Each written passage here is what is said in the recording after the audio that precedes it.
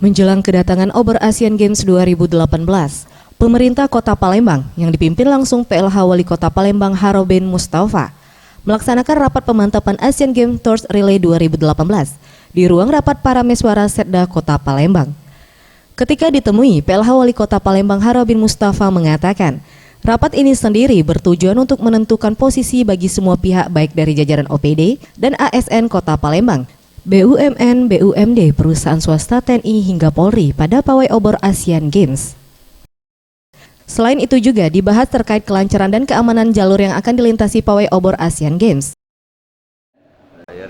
Torch Relay obor Asian Games 2018 yaitu tanggal 4 dan tanggal 5. Jadi kita memantapkan siapa mengerjakan apa, tugasnya apa, di mana, nah itu kita pastikan. Jangan sampai nanti pada saat kita penerimaan ini nggak tahu tugasnya. Obor Asian Games sendiri akan tiba di Palembang pada 4 Agustus 2018. Kemudian akan diarak dari Jakabaring oleh Gubernur sebelum diserahkan kepada Pemkot Palembang di BKB. Kemudian obor akan diarak menuju Pulau Kemaro dan Kampung Arab dan kembali ke BKB. Setelah itu obor Asian Games akan dibawa ke rumah dinas wali kota di Inafkan.